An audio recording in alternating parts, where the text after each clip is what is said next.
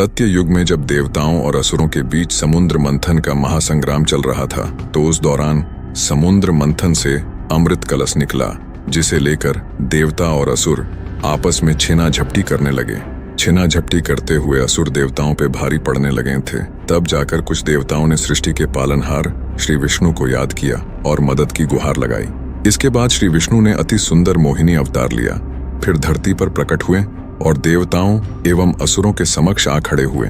फिर उन्होंने देवताओं और असुरों के बीच अमृत को बराबर भागों में बांटने का प्रस्ताव रखा।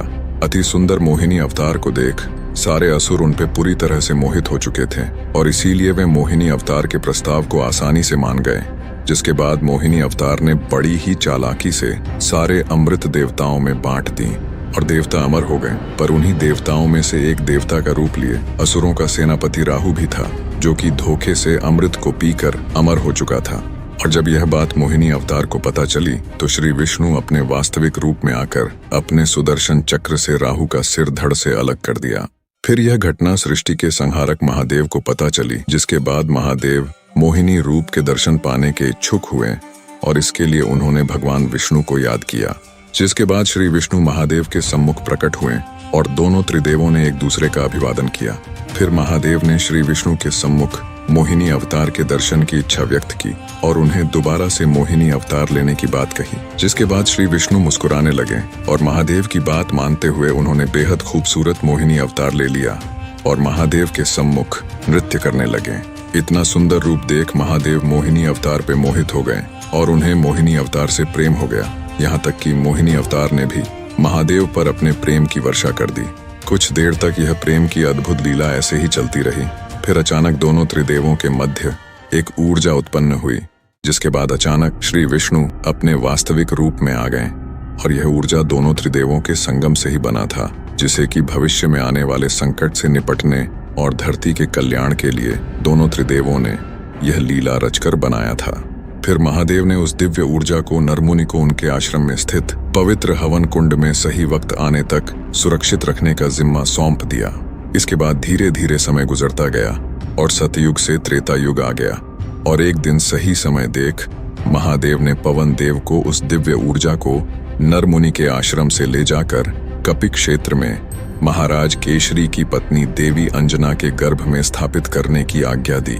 जिसके बाद पवन देव ने ठीक ऐसा ही किया। जब रात्रि बेला में देवी अंजना सो रही थीं, तब पवन देव ने उस दिव्य ऊर्जा को देवी अंजना के गर्भ में स्थापित कर दिया। दरअसल देवी अंजना पिछले जन्म में स्वर्ग की अप्सरा पुंजिका स्थली थीं, साथ ही पवन देव की संगनी भी थीं और दोनों में काफी मधुर प्रेम था। पर एक बार पुंजिका स्थली ने धरती में ही ध्यान में बैठे ऋषि दुर्वासा का ध्यान भंग कर दिया, इसलिए उन्होंने पुंजिका स्थली को अगले जन्म में वानरी बन जाने का श्राप दे दिया था। अब इसके बाद उस दिव्य ऊर्जा के देवी अंजना के गर्भ में जाने के बाद देवी अंजना को मधुर मधुर सपने आने लगे थे। यहाँ तक कि देवी अंजना के गर्भ में पल रहा वह दिव्य शिशु माता अंजना के सपने में आकर उनसे बातें भी किया करता। फिर देखते देखते 9 माह बीत गए और फिर मंगलवार के दिन जन्म हुआ महादेव के 11वें रुद्र अवतार हनुमान का। जिसके बाद पूरे कपी क्षेत्र समेत पूरे ब्रह्मांड के देवलोकों में हर्षोल्लास से जश्न मनने लगा और उस समय पूरा ब्रह्मांड खुशी से खिल चुका था। फिर पिता केसरी और माता अंजना ने उस दिव्य बालक का नाम मारुति रखा। इसके बाद मारुति जैसे जैसे बड़ा होता जाता, उनकी शरारतें भी बढ़ती जाती। कभी अपने माता पिता से शरारत करते तो कभी अपने राज्य के सैनिकों को ही सताते, यहाँ तक कि ऋषि मुनियों के कमंडल से जल भी निकाल लेते। यहाँ तक कि राज्य के सभी बच्चे उनके साथ खेलने से भी डरते थे और इसीलिए मारुति अपना मन बहलाने के लिए वन चला जाया करते और वहाँ जंगली जानवरों के साथ ही समय बिताते और साथ ही वे रोजाना सूर्य को निहारते रहते और उन्हें हमेशा यही लगता था जैसे कि सूर्य एक दिव्य फल हो। और दिन यूं ही शरारत करते हुए बीतता गया और एक दिन बालक मारुति ने उस चमकते दिव्य फल को पाने की सोच ली। क्योंकि वे पवन पुत्र भी थे, इसलिए उनके पास उड़ने की शक्ति पहले से ही मौजूद थी और इसी का फायदा उठाकर मारुति आसमान की तरफ तेजी से उड़ पड़े। उन्हें लगा कि शायद ये चमकता दिव्य फल आसमान के करीब ही होगा, लेकिन ऐसा बिल्कुल भी न था। वे आसमान को पार करते हुए सीधा पृथ्वी से बाहर निकल गए और अंतरिक्ष में प्रवेश कर गए। फिर भी उन्हें ये चमकता हुआ दिव्य फल अभी भी काफी दूर ही नजर आ रहा था और यह देख वे आश्चर्यचकित हो गए और वे इसे उस चमकते हुए दिव्य फल की एक चुनौती समझ बैठे इसके बाद मारुति मुस्कुराते हुए एक प्रबल गति से उस चमकते दिव्य फल की तरफ उड़ने लगे। पर काफी समय बीत जाने के बाद भी वो दिव्य फल अभी भी उन्हें काफी दूर ही नजर आ रहा था। पर मारुति ने हिम्मत नहीं हारी। वे निरंतर एक प्रबल गति से आगे बढ़ते गए, पर वे चमकते हुए दिव्य फल के नजदीक नहीं पहुंच पा रहे थे। जिसके बाद उनके मुंह से अचानक जय श्री राम की वाणी निकल गई और फिर उन्होंने उस बेहद गर्म और बेहद विशाल चमकते हुए दिव्य फल को अपने नजदीक पाया। दरअसल यह चमकता हुआ दिव्य फल सूर्य ग्रह था। जिसके बाद यह देख बालक मारुति आश्चर्य में पड़ गया कि अब इतने विशाल और गर्मा गर्म फल को खाएं भी तो कैसे।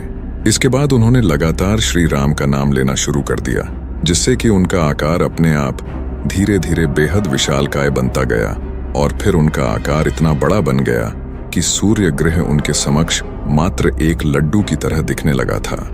और उस समय सूर्य ग्रहण शुरू होने ही वाला था, लेकिन इससे पहले बालक मारुति ने सूर्य को अपने मुंह के अंदर रख लिया, जिससे कि पूरा ब्रह्मांड अंधेरे में डूब गया।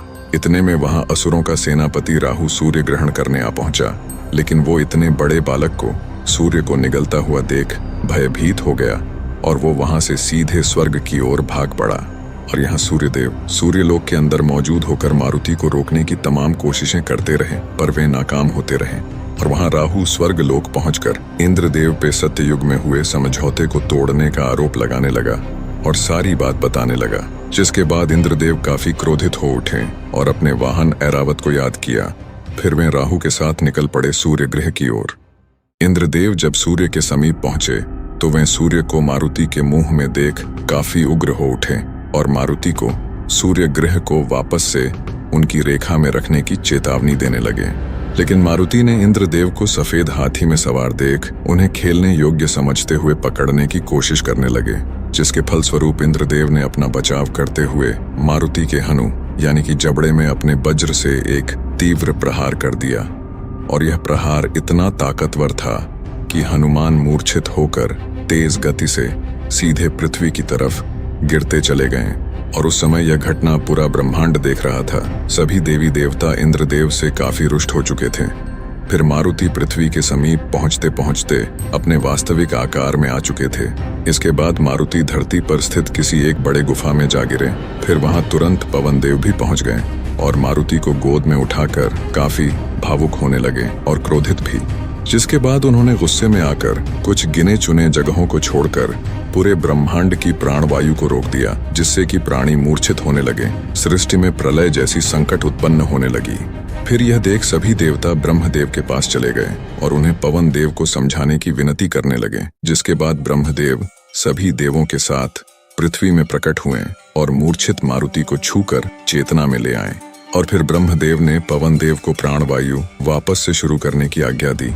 जिसके बाद पवन देव ने खुशी खुशी प्राणवायु को दोबारा से पूरे ब्रह्मांड में प्रवाहित करना शुरू कर दिया।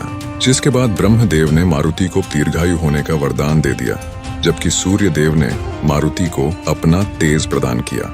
इसके बाद कुबेर ने मारुति को एक दिव्य गदा प्रदान किया, जो कि मारुति के आयु के अनुसार खुद का आकार बढ़ाने में सक्षम था। फिर पवन देव ने भी मारुति को अपने ही जितना उड़ने की क्षमता और गति प्रदान की। इसी बीच वहां महादेव प्रकट हुए और मारुति को किसी भी अस्त्र शस्त्र से क्षति न पहुंचने का वरदान दे दिया। साथ ही यम ने भी हनुमान को सदैव रोगों से मुक्त रहने का वरदान दिया। और अंत में इंद्रदेव सामने आए और वे मारुति समेत सभी देवताओं से माफी मांगते हुए मारुति को यह वरदान दिया कि अब से वज्र का मारुति पर कोई असर न होगा। और साथ ही उन्हें एक नया नाम भी दिया, जो कहलाया